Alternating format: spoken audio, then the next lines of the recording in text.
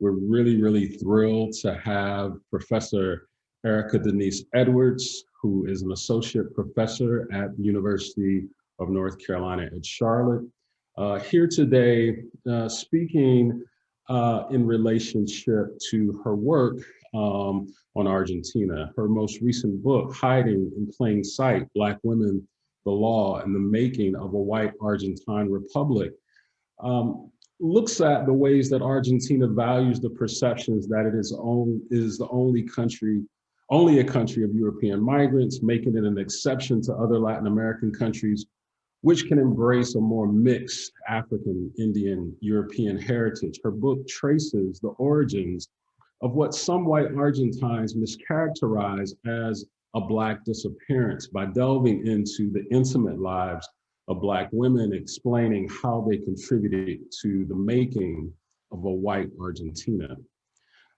This book, Hiding in Plain Sight, won the 2020 Association of Black Women Historians Letitia Woods Brown Memorial Book Prize, and is named one of the best books of 2020 by the African American Intellectual History Society.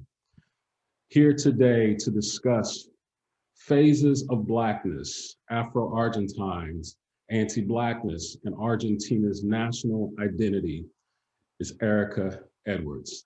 For the next little while, Erika will speak to us, and then we will have a Q&A by way of the chat. Thank you. Okay, just to always check, everyone's hearing me, yes? Okay, wonderful. So first of all, thank you to Northwestern, the Latin American and Caribbean Studies Center for this invitation, and to be a part of the Afro-Latin American Representation, Politics, and History lecture series. I do appreciate that, so thank you so much. So a little bit of a background to how I got to this talk. When I was asked to do this, I was thinking I would do more of a traditional conversation in which I would delve into my book and the larger understandings of what is Black history in Argentina. But then Diego Maradona died in November. And it was as I was reading all the blogs, and of course I understood his larger meaning, that he transcended levels of sport, becoming very much a national emblem for the country. I was struck, and I had to actually consult some of my friends when I heard them talk about him being the Malcolm X of Argentina. And their Malcolm X. And I said, who's there are they referring to? And so my friends would say, well, you know, los negros. And I just was struck by that because as many of us have heard that deal with race and Blackness in Argentina, the most famous line is no hay negros en Argentina. So what negros then were they referring to? And so I just totally pivoted. And so this is actually a bit of a new talk. And so I thank you for your patience ahead of time that I'm exploring some new ideas in terms of how I'm starting to view and see the Argentine nation. So with that, what I decided to do, and I think this is about, is looking at then what is anti-Blackness. And so I'm just going to put it out there, rather than seeing Argentina as a white nation, a myth, of course, that constantly we have to project and say that's not true, that this is for this reason and for that reason, you know, the quotations come out, white nation. The reality of it is Argentina is an anti-Black country and an anti-Black nation. That is the reality. And so that is where I am moving more towards conversation in terms of race and in terms of our understanding of what is Argentina. I think we need to move beyond these questions of whitening and instead seeing these various levels of anti-Blackness that continue to manifest and that continue to allow for these true realities to come forward. one in which you have no hay negros, but then you have many negros that are represented by Diego Maradona, who is considered to be their Malcolm X. And that is what I want to look at and understand in terms of the historical meaning of it and how these two come to coexist, but then also present day, right? And this is a unique opportunity in which I can talk about how the personal and the professional can coexist, as I am a Black scholar that did this work in Argentina. So that allows for me to have a unique position and a unique experience that most Argentine scholars cannot have because they are considered to be white in Argentina. So it's a mixture of a lot coming together. So I ask that you just hold on for the ride as I take us through the history as well as the present day. And ultimately, what I want to show is, as scholars, I think the way we need to reframe Argentina is to see it as an anti-Black nation. So with that, some background information in terms of this notion of no hay negros. What it ultimately refers to is this notion that African descendants no longer exist in Argentina. It is a dismissive way in which it continues to perpetuate invisibility of African descendants. And so you see then all these myths come forward. They died in the wars of independence or the Paraguayan War. The disease, yellow fever, killed them all. You have this issue of sex ratio imbalances. So ultimately, Black women have no one else to choose but white men, white immigrants in many cases. Or my favorite, which is they didn't like it in Argentina anymore, so they all moved to Uruguay because that's where you still see them. All of these myths, for those of us that do Argentine history, is very, Black history, I want to stress, is very frustrating. But yet, if you Google right now, any op-ed written by so many journalists, that is still the truth. That is the truth that comes forward. And it's unfortunate that these myths have been proven false for the past 40 years, and yet that is the finality and the victimization of African descendants. Apparently, is the sexy term or the way that people want to continue to explain their absence. So what we see then by the end of the 19th century, especially, is this absence then of, or so-called absence and invisibility of African descendants. But what remained was still the term negro. And negro over time, as we will talk about that, sans the idea of enslavement, ultimately encompasses those that are poor, those that are considered uneducated, those that are of darker skin, those that are oftentimes considered suspicious, and also, ironically, those that we love most. So again, we have these two ideas coming forward, and it's important then to see where and how that the historical trajectory of these two ideas of Blackness come forward. So with that, again, I want to stress the coexistence of having this invisibility of an Afro-descendant person, but then the visibility of those that do not have Africanness or Blackness is the epitome of what is Argentina, and that is anti-Black. So looking then at levels of anti-Blackness, first and foremost, we have to, of course, delve into the definition of what is Blackness. And so as a good historian, I have to ground myself always in the colonial period. Okay, so late colonial period, and delving more also into the case I'm more familiar with, which is Cordoba. What we see is that the label negro is synonymous with enslavement or slavery. And that is where I want to first ground us, is to understand then what is levels of Blackness before we move on to othering processes that take place. And so in the late 18th century, the notion then that if you are enslaved and or freed, there is still a stain that is left beyond, even if you've generations beyond your enslavement, that ultimately puts you into the lowest category within on a social hierarchical scale. And that is important to stress. And we see that being reinforced over and over again, especially in Cordoba, the late 18th century, with the Edicts of Good Governance.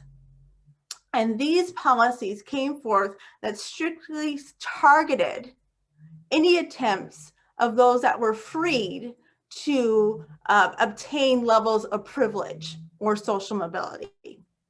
So we have, for example, vagrancy laws that came forth and literally are explicit that mulattoes and negros caught without their working papers will be subject to levels of conscription, of the lash, for example, jail time if they are caught on the street, ultimately doing nothing. Or we see sumptuary laws, again, that are explicit.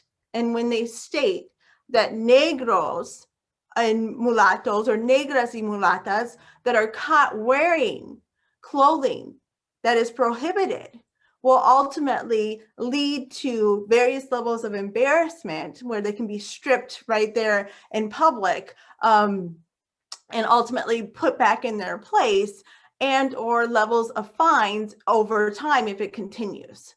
So it's these types of policies that come forth that clearly ground this notion of what is Blackness, and Blackness being very much associated with enslavement, and enslavement very much being the lowest rung on the social hierarchical scale.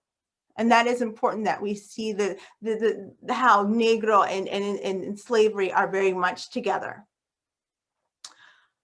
What we then find, however, and this is another thing I want to always counteract in order to move beyond the victimization of African descendants, is that their reactions. So in terms of the late colonial period, what we find is that, and this is something that my book details, is their ways, African descendants' ways to escape their Blackness, to move or remove or attempt to remove that stain of Blackness. That is what is key. And so we have, for example, legal means through marriage, which is allowed even though there's attempts to prohibit it over time with the Royal Pragmatic. But then there's also extra legal ways in which through cohabitation that is used.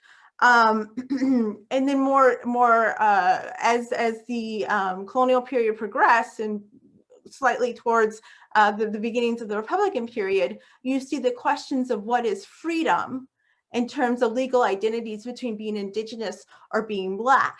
And so we see that that is also used as a means to leave behind or escape their Blackness and ultimately becoming indigenous. And so what we see in this reaction to this Blackness and enslavement is that at times, Afro-descendants also negotiated their own invisibility. And I stress that because I am so over hearing this notion of victimization. These are the choices that were given, and that is what they took in order to achieve a better life for their children, and at times even for themselves, as I did a gendered discussion of that. So then the next moment, a time, the Republican period then, what we're seeing is, in terms of our understanding of Blackness, is that Blackness, and the word specifically Negro, and slavery are on the decline. And it's on the decline because the Republic is meant to be a rejection of what is the colonial period. And the colonial period then is levels of enslavement. And well, levels of enslavement then also then ultimately deals with levels of Blackness.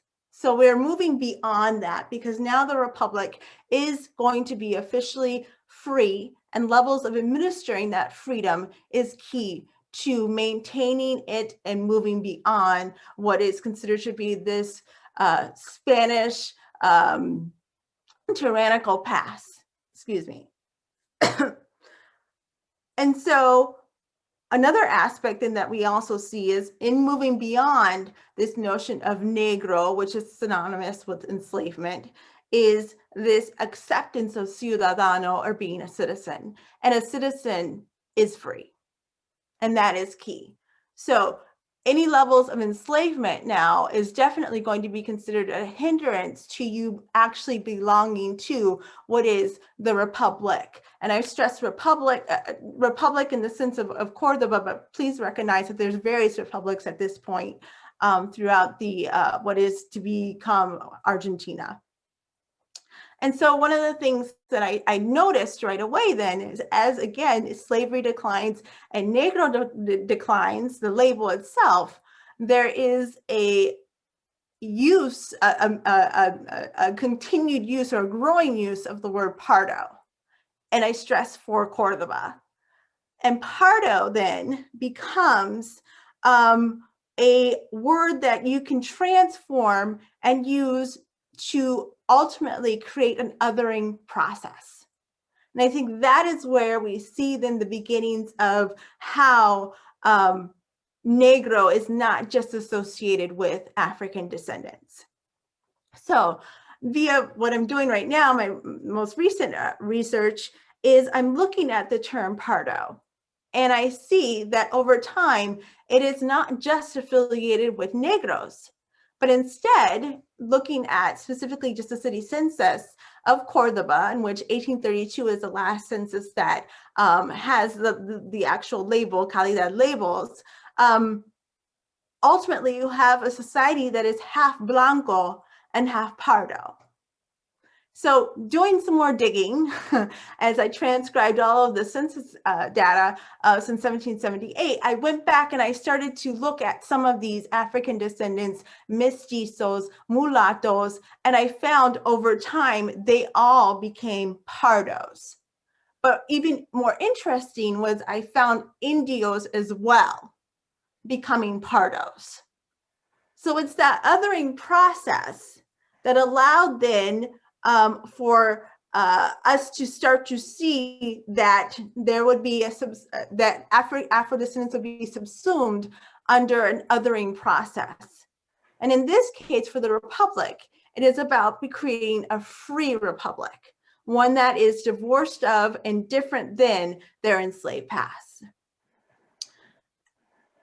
And again, to make sure that I showed the Black response, I also found that for those that were defined still as being Afro-descended Negros at times, or I would find them in the census and see how they became pardos, they were very key to make sure that those that were free were separated from those that were enslaved. And that was shocking for me.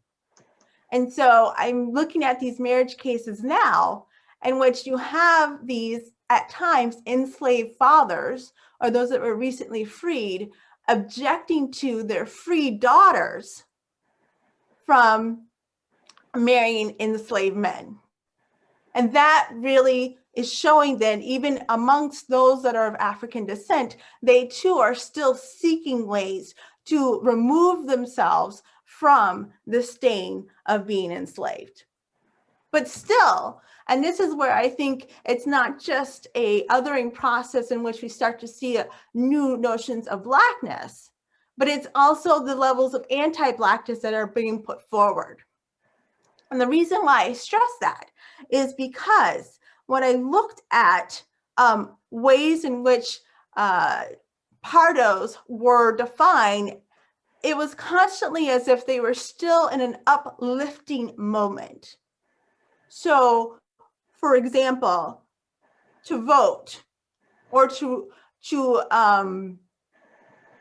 run for office, Pardos libres, as they were then be defined, still had to show that they were at least 2 generations away from enslavement to vote, 4 generations of freedom in order to even run for office.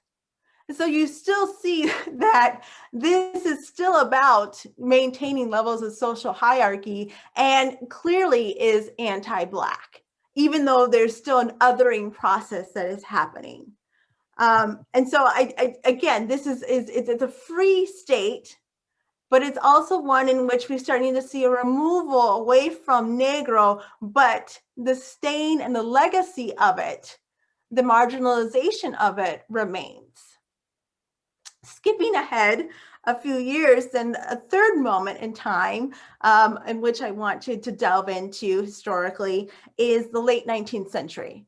And this is where I have to shift more to the BA conversation, as still there is not enough work done for late 19th century Cordoba yet, in which we see that the outside, the immigrant, is extolled as being the savior of what will be this modern nation. And we see this through policies put forward for immigration, specifically European immigration. So between 1880 and 1916, roughly, we're seeing millions of immigrants that arrive to Argentina that redefine the Argentine demographics, and just to make a little bit of a note, we see this happening faster in Buenos Aires than, let's say, the interior, such as Cordoba, where we see immigrants that are coming, but it's later, roughly the end of the 19th century, roughly the 20th century. So we see ultimately this triumph of civilization over barbarism that takes place. And this is, of course, proven by levels of scientific racism. But in order to acknowledge then that this now new immigrant, European and white individual or idea of a nation is to be superior, what are you doing now with those that are not? And that is what is key, again, to our understanding that it's not so much about the creation of a white nation, but it's really the proliferation of an anti-Black nation. This is the pinnacle moment upon which we see this. And so anti-Black then comes forth again. And in many ways, we see it being repeated in BA, what had already been repeated in what had already occurred in Cordoba. And where we have then, in order to extol and have this so-called modern nation, this notion of African descendancy must officially disappear. And so we see that they are no longer a part of a national discussion in terms of defining who or what Argentina is or wants to be. But luckily, we have, as a precious resource, the Black press, which still remains very underutilized, and hopefully we will continue to have those researchers continue to delve into understanding what their experiences were like. And what we're seeing through this process of Afro disappearance, or at least the official notion of it, is that there is concerns that they are having and conversations that they are having to deal with this onslaught of European immigration. At times, we would even argue that it's very xenophobic, as they fear for their jobs and they fear for their culture being taken and ultimately taken away from them. But we also see, and again, this is why I want to stress, there is no victimization that, and we need to stop this, is that there is also a break between within the Black community, one in which you have one that is very much, as they would describe themselves, gente de usted, versus those that are gente de che. And that to me is important, because those that are gente de usted then ultimately attempt to ascribe, and if they can pass, they do pass for levels of whiteness. And so we see that it's also, if we just look within the Black community, anti-Blackness within the community that is taking place. And so for those that are not attempting to adopt this level of whiteness, they're scorned oftentimes by those that are gente de usted. That to me is profound, and something that, again, we are not talking about enough in terms of looking at anti-Blackness even within the Black community. But again, what we're seeing also during this last moment of the 19th century is that there is an othering moment as well. And at times we'd even argue it could be even lament to this lament or this sadness, as many immigrants ultimately change so much the landscape. But what about those that are of the pre-existing, right? And that to me, again, and that is reflected in what we see as these new terminologies coming forth, almost serving in the same capacity as Pardo. So we have Criollo that comes forth. We have Trigueño that is coming forth and used more often. We have also the beginnings of, especially at the beginning of the 20th century, the label Morocho. So what is happening here in this othering process? Well, what they represent is these people that are not quite fitting into this notion of whiteness, but they can't deny them because ultimately they're still here, or still there, I should say, sorry. So how do we deal and grapple with that? We've gotten rid of, as some would say, African descendants. And of course, we've killed off, and I'm saying in quotations, clearly that's not true, those that are those that are considered Indian. But what do we do then with the rest of them? And how do we ultimately, do we or do we not accept them as part of this so-called nation? And what we're finding, or at least what I found as I started to look at the origins, is in order to make sure that there isn't a direct relationship to Blackness, even today, if you ask what is the origins of Criollo, you still get a mixture of, well, it could be this, or it could be localized understandings of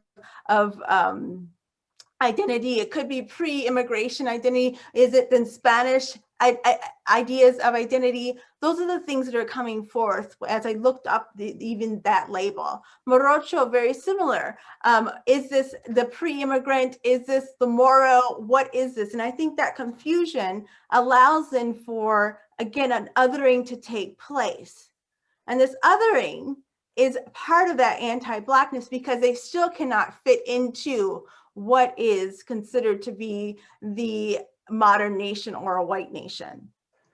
And so at the end of the 19th century, what you're seeing is you have this so-called invisibility of what is the direct, or I should say the original notion of what is negro, but then you have an othering process that is now starting to encompass this idea of what is Blackness, okay? And that to me is what allows us to see how then these two identities continue to proliferate throughout the 20th century, oftentimes becoming politicized, especially during populism, and where we start to see even the word Negro resurface as a label to describe those that are others, but not necessarily of African descent. So skipping ahead, because I'm seeing my time, is what I want us to do then is to look at knowing that we have these two groups ultimately, one in which is more visible and considered of an othering process, but then but then one within the last 30 years that has become more of a vocal and has ultimately attempting to, and I'm referring to them as being the African descendants that are now saying, hello, we've been here all along, these activists that have really come forward in strength. So we have these kind of two versions of what is Negro in this country. And it was interesting to be able to experience that personally. So first, just thinking in terms of, just to give more flesh out some of what has happened, especially amongst the African descendants, is we have now an activism that has put forth the question of identity on the census in 2010, even though the return was very small. I think it's important that we acknowledge the work of the activists and scholars that actually put forth that question of, are you an Afro descent? Within the last 5 years, in 2013, we now have a Dia of Afro-Argentinos, which is celebrated on November 8th to commemorate Maria Remedios de Valle. So we're seeing that they are becoming more visible, and their strength is ultimately that they have always been here and that they are more than just slave descendants. You have Cape Verdeans that came forth in the 40s, and then you also have most recently West Africans that have been migrating to Argentina since the 1990s. But still, they are dwarfed in many ways by these non-African descendants that still in many ways are described as being Blacks. And so personally, I had the chance to experience that. And again, this is where I see the advantages of being a Black scholar in Argentina versus some of my white colleagues that just don't have that experience. Some don't. And that's, I've been traveling there for the last 18 years, and to be able to see that, for example, myself, which here in the United States is Black, I'm very proud, no problems. But when I went to Argentina and I would refer to myself as negra, I was corrected many, many, many times. Okay. And that was shocking to me. I mean, at times it was almost like, wait a second now, I'm okay with it. You can say that. No, they would tell me I am not. I am morocha. So to put me within that category of othering, which is this indiscriminate understanding of Blackness, was very interesting, to say the least. Or at times, some would argue, oh, well, you're mulata. And no, I'm not. But still, this attempt to remove me from Black, as in terms of African descent, is very prevalent. And then I also had the experience of this cariño that comes forth as being known as mi negri, which I'm still not used to that. I'll be quite frank. It was one of those things where when I'm called that, I just am like, I know it's not meant to be, but at the same time, I guess my U.S. experiences of Blackness just overshadows that. And so it's many times kind of moving on to the next subject. I never quite got used to it, but what it showed is even my Blackness at this point, whether it be this removal of it and or this sweetening or attempt to cariñoso notion of it, this racialization of my Blackness in Argentina was personal and something I really got a chance to see. Either way, once they finally did accept my Blackness, it was okay because I was still considered foreign, which I am in Argentina, versus, let's say, someone who is of African descent who has generations of Blackness, and which that is the point where, of course, contention comes forward when which they say, actually, no, I'm just as Argentine as you. So this kind of back and forth, again, of seeing and understanding and the personal use of being referred to as morocho versus negra, I think still and ultimately, these two notions of Blackness still is reflective of how much Argentina is anti-Black. Okay, because regardless of whether you want to put me in that category or not, what is clear is that I'm not considered to be, and I think of also those that are African descendants, are not considered to be then what is the typical Argentine, or at least the Argentine that they want to put forward. But at the same time, I don't agree with this notion that that scholars put forth that those are varying degrees of whiteness, because it's not. It is instead an othering process for those that are not part of what are considered to be African descendants. And so as I conclude this talk, which I thank you for attending, and as I mentioned, these are new ideas that are coming forth. I want scholars to attempt to see that rather than looking at the myth of whiteness, we need to look at and delve more into the reality of anti-Blackness in Argentina. And anti-Blackness, it stems from clearly the synonymous notion of being Black and enslavement, but the legacy of it then of also being marginalized, of also being very poor, of also at times being very uneducated, continues today. And whether or not we want to acknowledge it being of African descent or an othering process, that is what makes and creates and is a fabric of what is Argentina. So thank you.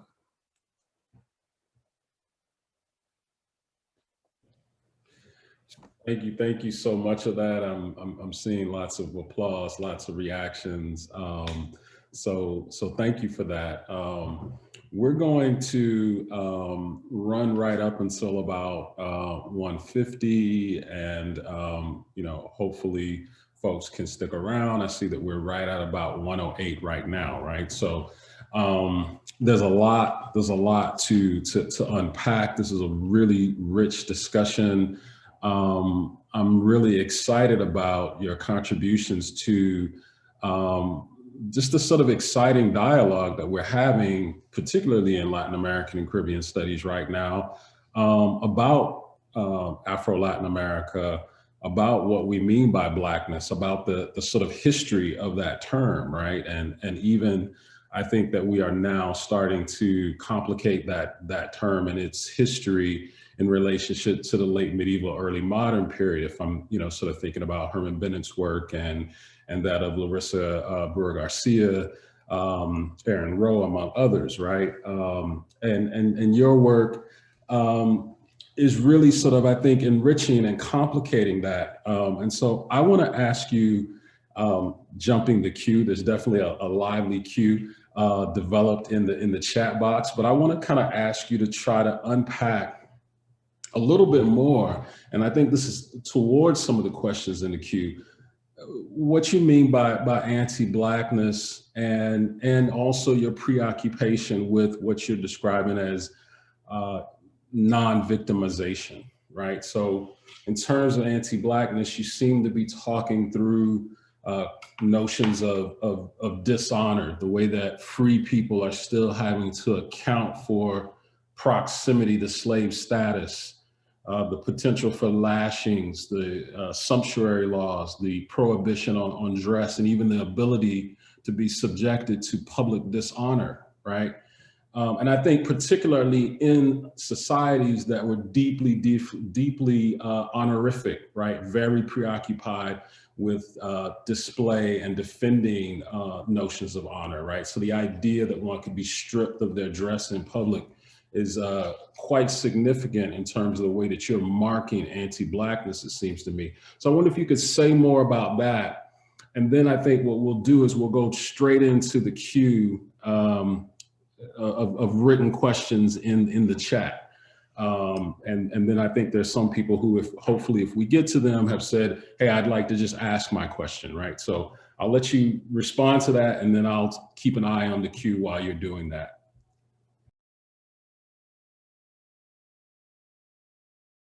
Got the notice that I was muted as I was starting to talk. So that's a great question of what is anti-Blackness, and just to reiterate, what is anti-Blackness, and then you wanted a little bit more about the non-victimization amongst the Black population. Is that correct?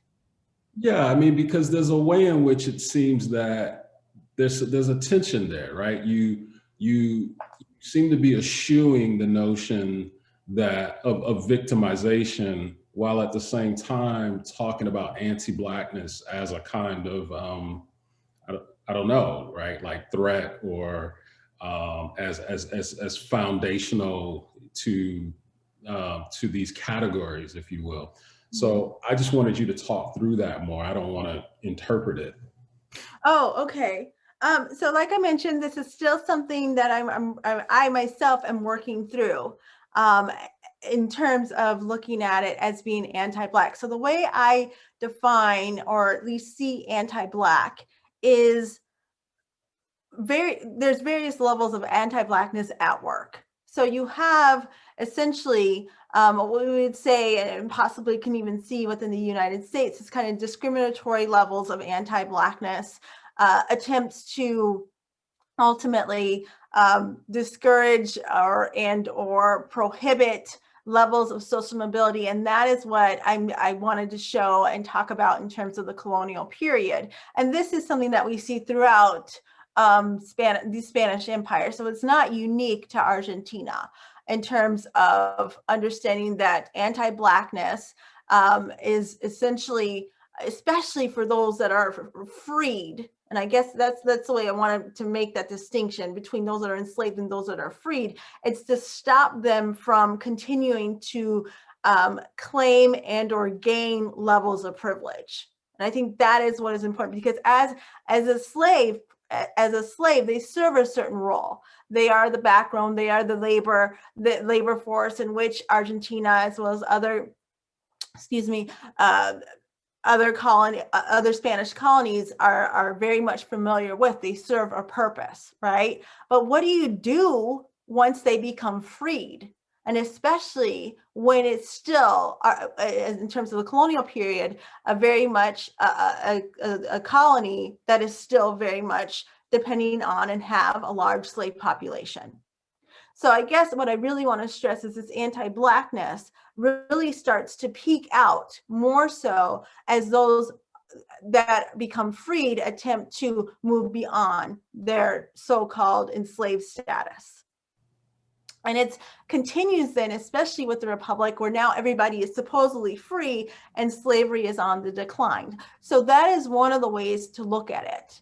But another way to look at it then too is you see anti-Blackness as a way to remove essentially a lot of people, or many people, from that process as well. So again, looking at more of the freed process during the Republican period, what I'm seeing is that it is an attempt to subsume what is now considered, or no, it's now what is African descendants within a larger formation of formerly those that were labeled as castas. But still, even as you create this removal from, or attempt of removal from, this legacy of enslavement and Blackness, or the word negro, you're still seeing this discrimination that is happening. So it's levels of removal as well as levels of discrimination that are constantly at play vis-a-vis various policies, vis-a-vis policies that are created, but then also to get to the second point, even among those that are of African descent. Mm-hmm. And I stress this because what I'm trying to do is, again, go beyond these continued popular myths of victimization. And I want to show that, as with any group, it's complex. And for those that are then seeking to obtain levels of social mobility, and obtain levels of privilege, it is to be in many ways anti-Black, which in this case is anti-slave. So you're looking to remove yourself from any type of affiliation with a past enslavement. So those are the types of things we're still grappling with, but that's, I hope, helps to tease out a little bit more of what I mean by anti-Blackness. Okay. And victimization of Blackness. All right. I'm going to just read out maybe 3 questions now, and you can sort of respond to them as you will, and I'll keep the cue. So I think this is in reference to one of your phrases where you talked about gente de usted versus gente de che, and someone says, what about the use of vos? And then another comment / question is, good afternoon. Some scientists define pardos as sangre mezclada, therefore negro, blanco, and indio as sangre no mezclada. Do you agree with this concept? And then someone else is asking you to explain more about your concept of othering, which I think you were just doing. Thanking you for this great talk. I'll stop there and let you take some of those. And yeah. So I guess unfortunately, I'm not quite sure what you mean by vos. So what, essentially, I'm sorry, if you're asking like, what about vos in terms of the use of it amongst Afro-Argentines, possibly. It's not so much about the use of the informal vos or tu. It is about seeing this level of class that is being created. So the polite usted being used to ultimately discuss and delve into those that ascribe to adopt levels of whiteness, especially at the end of the 19th century, versus those that are considered to be of che, or in this case, the informal vos, that cannot or do not, for oftentimes the fact that they don't have the money, that they don't have or are living in the right place, or that their darker skin tones will not allow them to pass and become potentially white, or to become white or considered to be Argentine white. So I hope that the use is it only among white people? Is it, I see Brunella, that I'm not sure.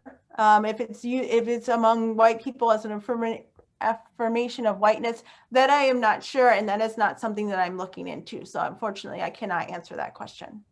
I hope that helps to follow up a little bit. Okay. And then a next question is, do you have writing about categories of Pardo versus Espanol emerging in the census in Cordoba? Valeria Stutz would love to read more about this. Great. I have an article coming out that deals just with that, and in which so the issue is Espanol in Cordoba becomes a dirty word. And we see that, in fact, they are discriminated against very much, so they can no longer be considered even citizens. And if they have found to have fought and or be a part of the royalists, so to speak, in terms of the wars of independence. So Espanol is quickly replaced with 2 labels, either blanco or noble. And so that is what I see as a contrast over time, in terms of Espanol don to blanco to noble and or pardo. That is what is clearly becoming the division by the 1830s and in the 1832 city census.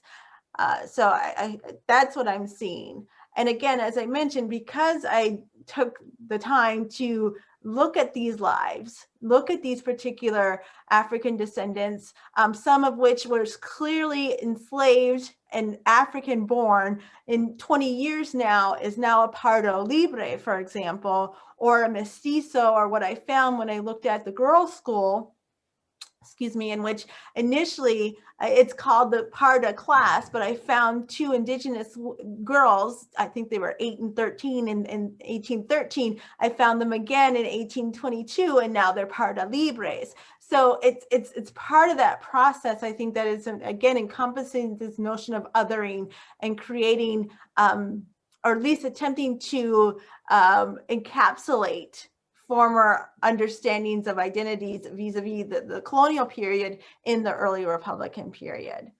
Okay.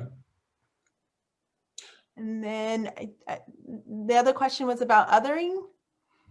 I'm not. If you could say more about the concept of othering. Okay. So this is something I'm still teasing out. And so I don't have a definitive answer quite yet about it. But I do think it's very interesting to see how all of these formal casta labels gets collapsed under Pardo, right? Or at the end of the 19th century gets levels of collapse in terms of criollo, morocho. In Cordoba, I'm starting to look at that, where you see de color to describe those of versus those that are blanco.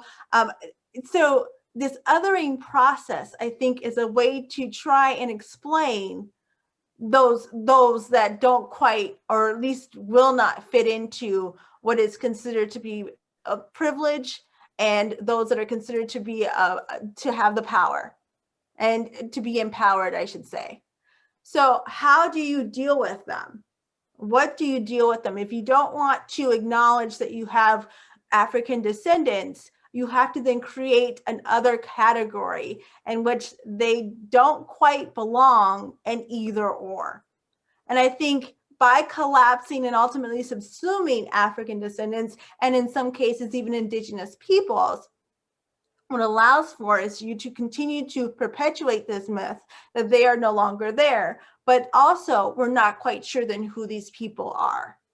And that is why I look at them as othering, because also what becomes very clear, especially when I lived there is this kind of understood notion that if you aren't of darker skin and of othering with one of those labels I discussed, then you're just the status quo. You're just that's just what you are, is Argentine. And so this absence of even wanting to claim whiteness as a actual racial category, I think also perpetuates then that is the standard. And so if you're not the standard, then you have to be something other than. Again, I'm still working through that process, but I think that's what allows and creates then the foundations of seeing Blackness beyond what is race, and also the beginnings of what is anti-Blackness as well. Okay. I see one of our esteemed PhD candidates in anthropology, Ashley Agbasoga, who would like to voice their question here. Ashley, please join us. Hi, everyone. Thank you so much, Dr. Edwards, and apologies for my camera being off. I'm still in my satin bonnet. But so thank you so much for your talk. There's so many parallels from the work that I do in Mexico with Black and Indigenous communities, particularly women's collectives, from like the no hay negros to the like switching of terms to like census records and all that. So I deeply, deeply appreciated this talk. My question has to do with this othering in particular, which is something I'm also really thinking through in my work. The othering I'm thinking is like the maintenance of the anti-Black nation that you're talking about. And there was like a point where you mentioned that othering sometimes does like, it renders Blackness as invisible or in the past or whatnot, but I'm curious to see if there is a, how would I say, a hypervisibility portion as well due to this othering. Like Blackness doesn't necessarily ever disappear, it's just othered or placed onto, say, the foreign. So we see that a lot currently in where I work in Mexico, where there's also like a lot of talk about how negro is a term for the past and Afro is what belongs to the nation right now. And then if there are negros within the borders, then there are immigrants, and then there's like bad stuff around immigration and such. So I'm wondering what that work does in a place like Argentina, where there's similar parallels with Mexico, but also very, very different histories. Thank you. And I would love to chat more in the future. Wow, okay, that was a lot to unpack. So ultimately, just so and I'm clear, is looking at othering, right? Seeing these parallels, which even as you're talking, I was like, yes, definitely. But what about this hypervisibility, which is there? And I don't deny that. But it's a hypervisibility that is based off of still not quite being Black, right? And so, but taking on Black attributes at times. And then you think about it even in a gendered sense, right? And how La Morocha can be considered very hypersexualized, darker skin, but not quite Black, right? I think that is part of that. Or this, excuse me, my phone. Or this, let me throw that away. Or this notion of, excuse me, I'm just taking notes. Or this notion of seeing them as being something that is not quite white, but definitely not quite Black. I'm not denying that. Mm-hmm. In other words, the visibility has always been there. The fact that you can see these otherings as having darker skin tones, which at times those, you know, they would say some morochas are light skin, dark skin, middle skin, you know, café con leche. You hear those, especially I would hear that a lot in Argentina, which was at times funny, but at the same time, I'm like, goodness, there's so many different levels of what is not Black, but still has these legacies of Blackness. So I think that's part of recognizing this hypervisibility, especially when it comes to where they're living.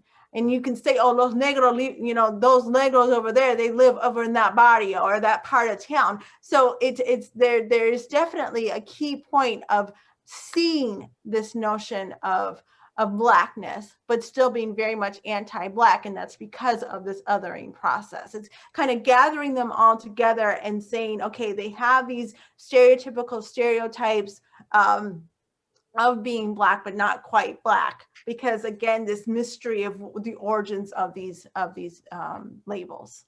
Absolutely, absolutely. Thank you so much. Great. So, so we got time for maybe one more question and then your response. And so the very next question that I see in the queue here is from our colleague, Lena Brito in the Department of History, who says, wonderful work. But I wonder if the notion of Argentina as an anti-Black nation eclipses the centrality of the violent campaign against indigenous peoples of the Pampas in the last quarter of the 19th century. Can you please say more about how the quote unquote conquest of the desert figures into your work, particularly on the history of nation building? Well, Lena, great question. At this point, I am not there yet. And I'm not sure if I want to go there in terms of the indigenous story of nation building in Argentina. Right now, I am drawing lines between anti-Blackness and the origins of the word negro and this back and forth of othering that is taking place. That being, so I cannot specifically speak about the conquest of the desert because it's not yet in my work. So I don't want to overstep my bounds. That being said, however, the Indians that ultimately become part of the nation, and this is again what I saw even in Cordoba, will be subsumed under these new notions of what is criollo, of what is morocho, of what is at times paisano or gaucho. And those are the ones then that become part of this anti-Blackness. So I have not, and I want to stress, I have not looked at really the the conquest of the desert as part of that conversation. And to be honest, I'm not sure if that is necessary for looking at, again, notions of anti-Blackness, because of the fact that those that are ultimately accepted into the nation lose their notions of indigeneity. That being said, of course, there's definitely more work to be done, but for me at least, I want to stay more on a concentrated track of really exploring Blackness from its origins of enslavement and African descendants to today, for now. But very good observation. Thank you. Okay, so wow, the chat is really lively. There's so many different questions here. You know, there's certainly a question about the cariño and the diminutive, and and how do you want to talk about that? You know, esteemed colleague Pablo Jose Lopez Oro suggests to us that cariñoso is so rooted in anti-Blackness, right? Would you want to say more about this whole question of cariñoso and its rootedness in anti-Blackness? And there are lots of questions along the lines asking you to talk about pardos in relationship to, say, mestizo, right? Is this a slippage from mestizo into pardo? How would you distinguish or talk through the sort of history of those terms and their usage? A last question that I'll kind of summarize is the question of the kind of belated presence of Blacks in hold on, let me see if I can find it. One person says that until recently, it wasn't very common to see Afro descendants in Buenos Aires, right? And is this in some ways where the no hay negros in Argentina, is that what this is reflecting, right? Are there fewer descendants in Buenos Aires? Are they somehow less visible there versus in other parts of Argentina? I'll let you try to respond to some of those. Yeah. These are great questions. Thank you so much. The idea of this cariño and this or as they would refer to me oftentimes as mi negri, I haven't quite yet. I think I first have to personally figure this out before I can analytically and objectively look at it. So it's one of those things that just, I think because of that experience I had personally with it, it's kind of mi freno. It's hard for me still to look at. So thank you, Pablo. I'm seeing some of your suggestions, and that's where I'll probably have to go to really look at and understand this level of anti-Blackness, which just thinking about it, there's clearly a level of anti-Blackness, but I'm still not able to articulate it just yet. So thank you. And I will definitely be in touch with you for more readings. In terms of pardos to mestizos, and this notion of it being kind of almost like a slippage, that is actually something that I found that a lot of my colleagues in Cordoba have argued. So they saw that this kind of, and they created this notion of Afro-mestizos to discuss the Republican period. So Monica Giardi, for example, Dora Selton, a few others, because I think it's important to engage, obviously, with them. But I don't think it's a slippage. I do think it's really an attempt to, again, gather these formal castas and create a othering process where you're no longer Black or affiliated with enslavement, but you're definitely not blanco or noble. Mestizo in general, I did not find as a common usage in Cordoba in general, in terms of when I look at the census data and in just my own research. It's just not a term that's really widely adopted or used in Cordoba. And this notion of no hay negros, the question is it because, or the contradiction now that we see that there are more negros, especially in Buenos Aires? I mean, no hay negros stems from this notion of adopting these falsehoods and these lies of Black disappearance. And so that then become, unfortunately, the national narrative. So that's where it's coming from, this finality of Afro descendants that takes place at the end of the 19th century, and then this perpetuated understanding of lies and myths to explain that why they are gone. So that's where it's coming from. These new, mainly immigrants, many from Senegal, in which prior to the pandemic, we would see on the streets selling various types of jewelry, actually are now making their way. And I saw that the last time I was in Cordoba, they're starting to also go to Cordoba. I think that's just part of understanding and seeing that clearly at least some would argue the foreign notion of Blackness is visible and can be accepted.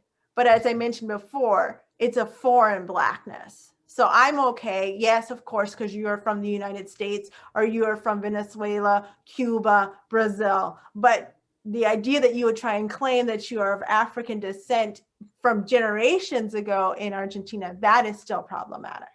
And that is where you get the no hay negros. Sure. So as we start to sort of wrap this up and come sort of to an end, and again, our chat is really still continuing to blow up, as it were.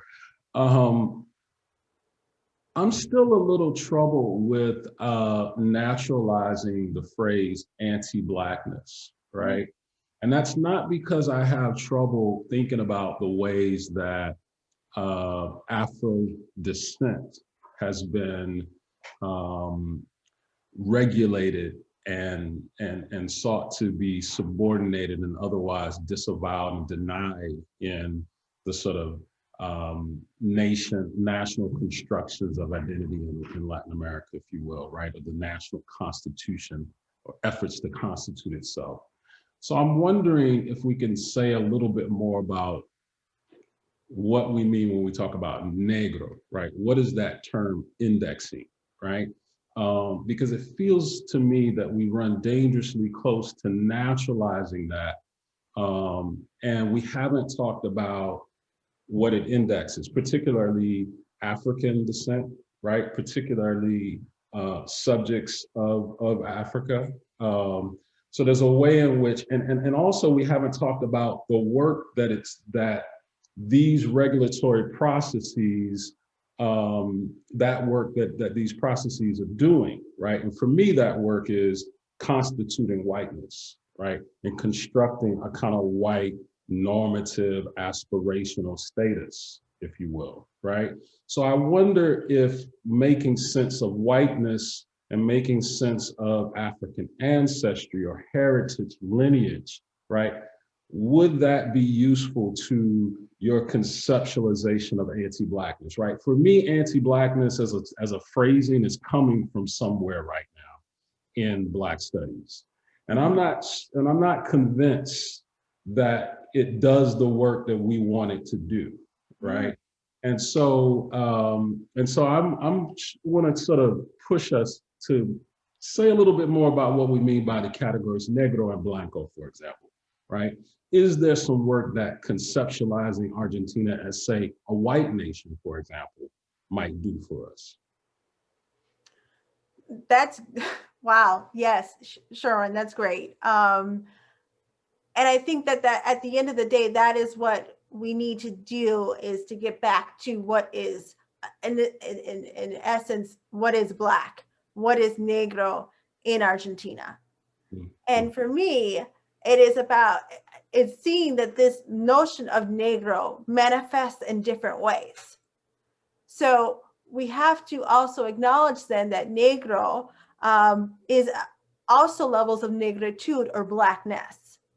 And so, yes, you have the roots of it being Afro-descendant, African enslavement. But what makes Argentina, I think, at times unique, which I will not say exceptional, but unique to other places, is then the adoption of that for those that are not considered to be of African descent. And so I don't want to just diminish this othering process of creating Blackness in Argentina as something that, you know, is just a process or something over there. That is very much part of the construction of Blackness in Argentina. And so, yes, in many ways, it does allow for an antithesis and an antithesis of what is whiteness. But if we continue to go along that notion of Argentina being this white nation, but then we oftentimes have to say, but what we really mean is because clearly that's not, because levels of whiteness means da, da, da, da. That to me is, then why do we continue to use that notion? Instead, we can get to a point, and I think we should get to a point where we can talk about Argentina as an anti-Black nation. And so levels of these anti-Blackness that then comes forth, whether it being of African descent and or these othering processes in which you see the legacies of Blackness still being used, that to me is key to the fabric of what is Argentina. Because whiteness then becomes the standardization, but then you have different gradations of whiteness. I mean, so what is that?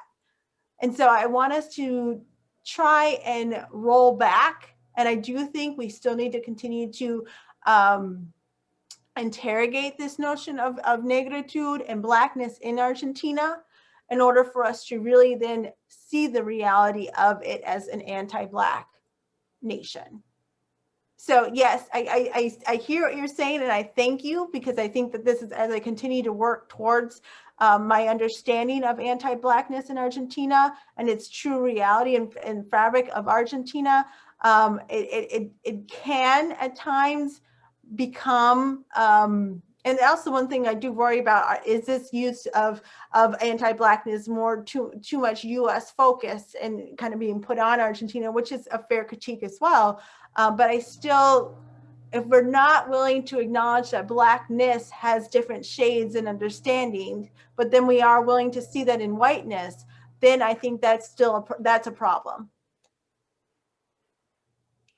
I want to make time for two more comments and a question. So one comment was, question was, can we go back to Maradona?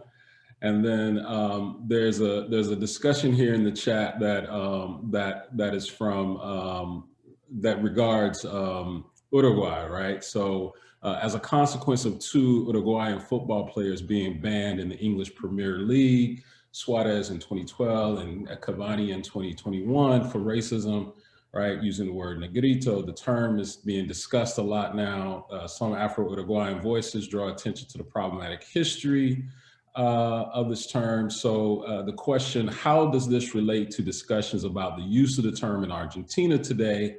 Is there a similar divide, or is there more of a consciousness on the term among Afro-Argentinians? Yeah, I'll leave it there. And just to clarify, the term being negro? The term negro or negrito, right? Has it been problematized? Similar, is there a divide in Argentina about it, similar to that in Uruguay?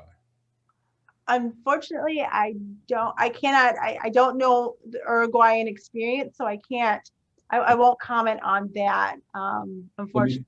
Let me finish reading what he says. He says, some draw attention to the problematic history of the term. Other Afro-Uruguayan voices defend the use of the term as one which they don't see as intrinsically problematic, and with which they might identify, negro rather than negrito, for example. So are there similar kinds of connections to or embrace of negro in Argentina? Is there a similar sort of divide in Argentina? Or is there more of a consciousness in terms of the use of Negro amongst Afro-Argentinians? Thank you for that.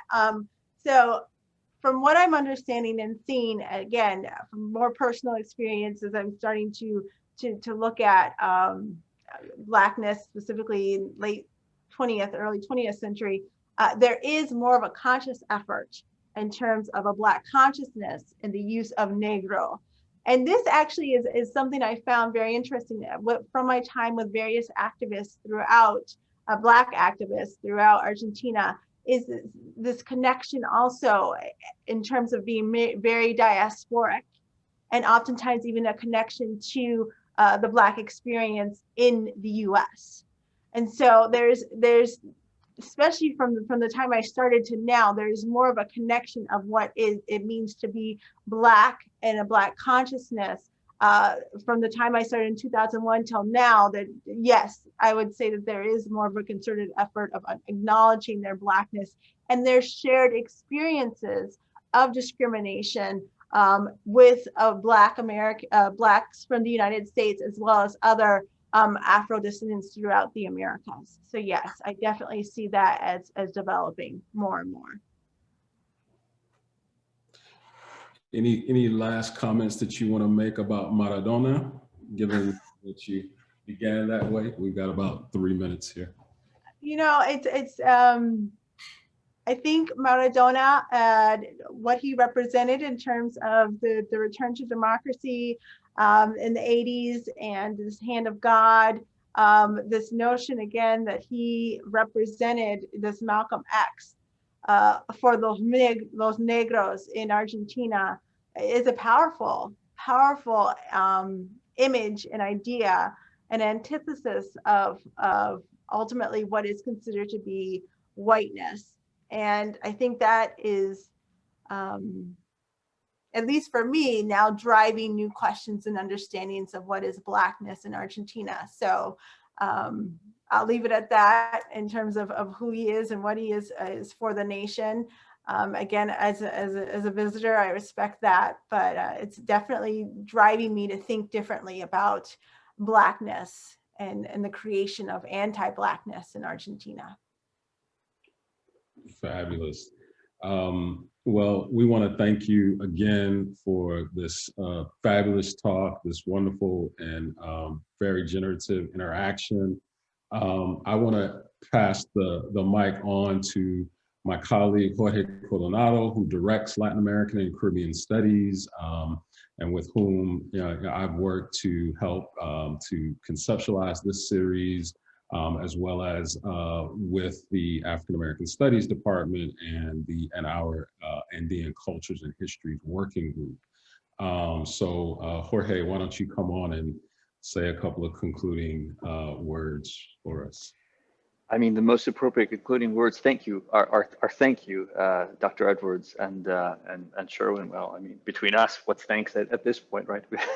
it's been wonderful working with you on this, and will continue to be, I'm sure.